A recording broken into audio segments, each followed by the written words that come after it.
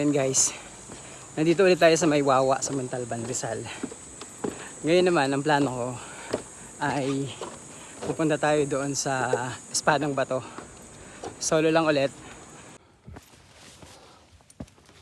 So dati, sa mga nakaraang video, pinakita ko naman kung paano papunta ron banda sa may junction. Yung papunta sa Espadang Bato. So fast forward na, kita na lang tayo doon sa may junction. Grabe, hiningal ako. Nag-start nga pala ako mag-hike around 1 p.m. 1 p.m. Siguro nasa 1:20 na. Ayan. Ito na. Yung Espadang Bato.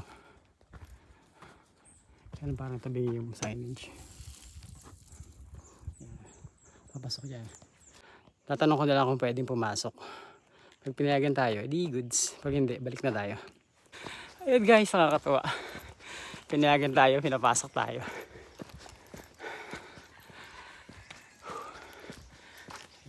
Ganda ng daan eh. Ganda.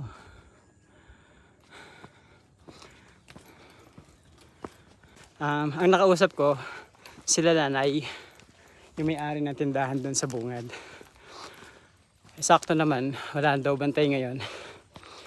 Siguro usually umaga ang mga bantay dito eh. Itong oras, alas 2, wala nang tao.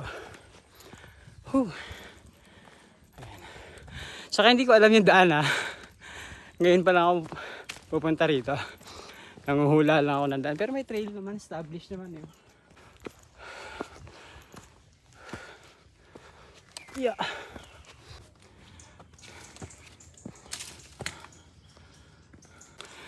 Sabi nila kuya, tsaka ni nanay, mayroon naman daw mga lubid sa trail. Kaya hindi naman daw ako maliligaw. Ayan nga, may mga lubid nga.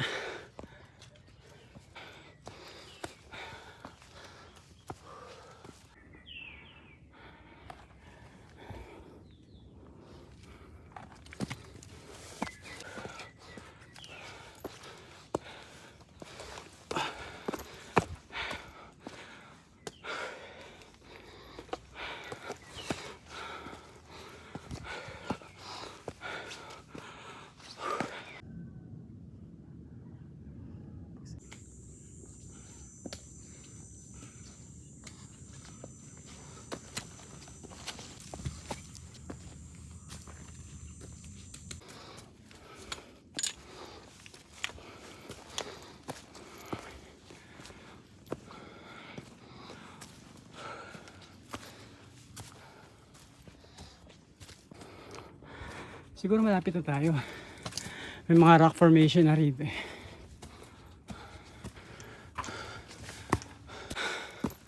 Sana lang wag umulan mamaya pagbaba. Dahil malamang madulas dito pag umulan. Oops.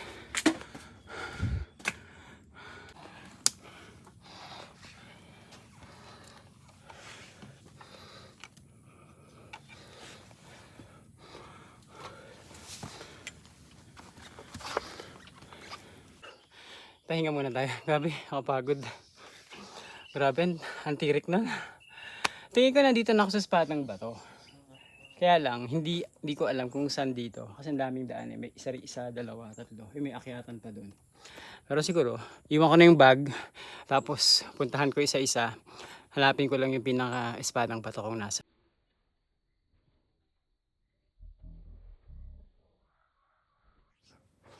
Ang laki ng ginhawa nang wala na yung backpack ko. Eh wala, kailangan natin dalhin yung backpack dahil magkakamp. Ito na nga yung Espadang Bato. Ayan. Ang gagawin ko, iwan ko yung phone ko dito. Tapos, akit ako doon. Yan.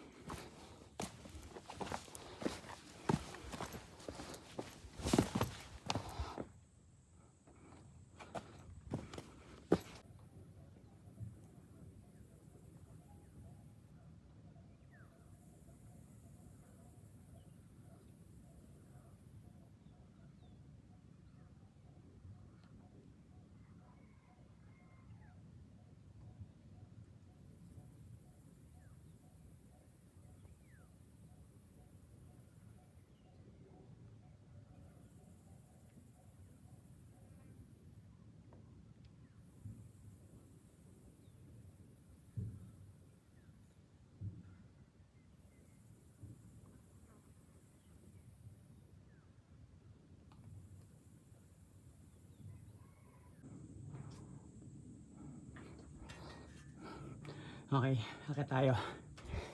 1, 2.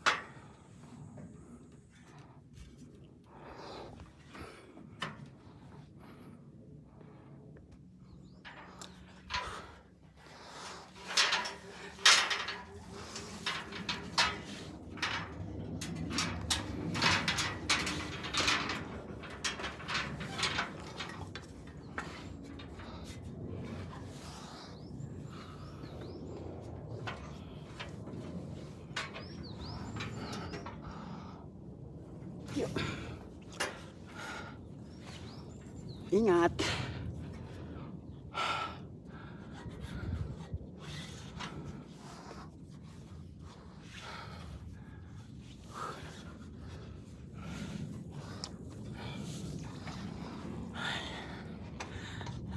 Init na. Okay.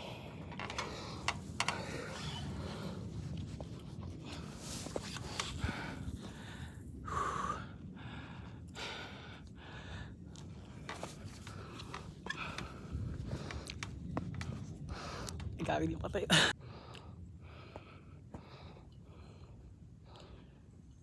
Okay, katakot. Whew!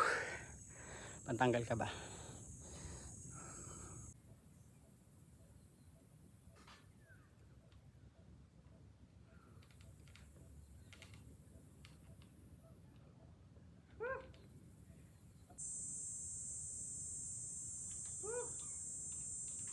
Takot.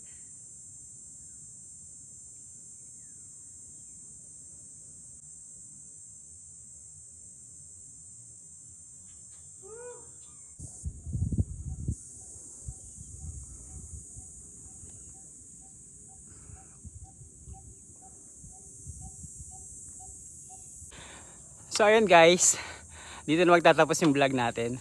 Pagkatapos nito, pagbaba ko, didiretso na ako ng Mahogany campsite. Doon ako magka-camp, mag-overnight na ako doon.